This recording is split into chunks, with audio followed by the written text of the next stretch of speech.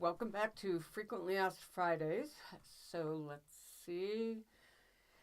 Questions for today. So, thumb positions for chest compressions. And then what about mouth to mouth and using your fingers? So, the thumb position, using your thumbs is recommended. It provides a higher systolic and a higher systolic blood pressure, a higher cerebral perfusion pressure. So it is the preferred method. This is how you would do your thumbs. Stand for this, like so. So your fingers are just below the nipple line, which you can't really see here.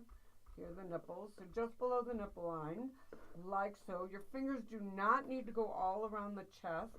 You are not squeezing the thoracic cage. You are just compressing the sternum against the heart, against the spine. I recommend that you have your thumbs one in front of or one on top of to compress, as opposed to side by side, because you don't want to, as you're going, be moving your fingers apart. You want to be on the sternum, and the sternum is a pretty thin little bone there. So like so, your fingers resting on the side. Now, when it comes to mouth, you cannot do the thumb technique because that takes two hands. When you're ventilating with your bag, that takes two hands. One to get a seal and one to squeeze the bag. So there's no way you can do this. So if you have to do chest compressions while doing mouth to mouth, then you have to put your bag down, do mouth to mouth, and now you're going to use your two fingers.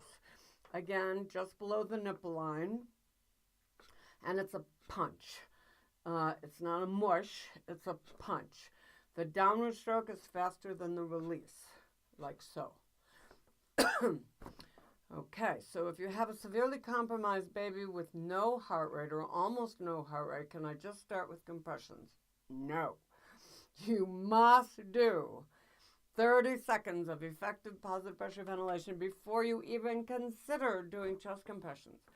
First, it's rare to do chest compression. It's really rare, even in the hospital.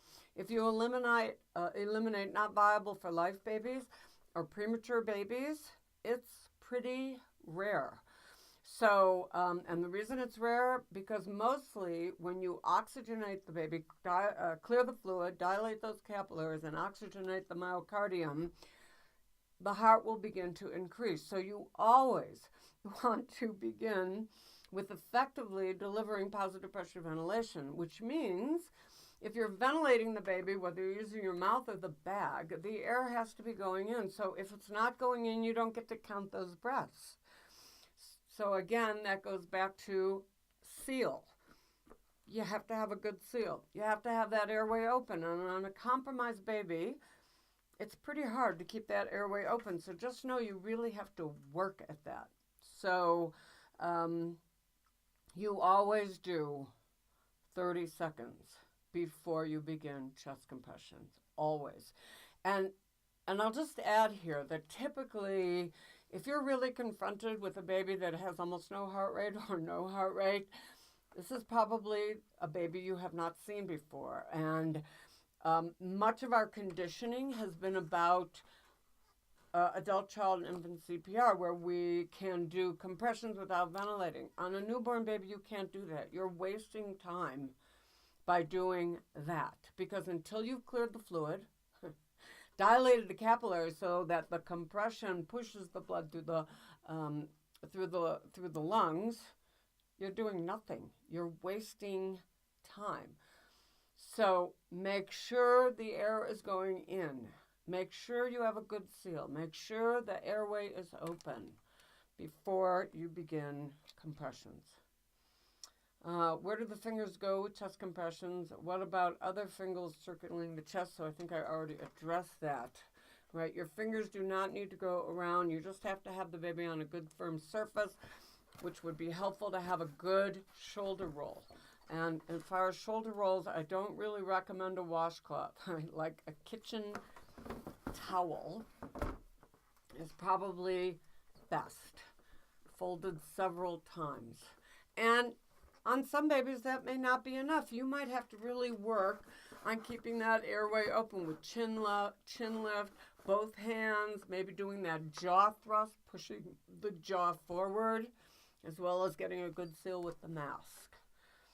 The depth of compression. So you would depress the sternum 1/3 the thickness of the baby. So if your baby's about that thick, you're going to depress the sternum like so.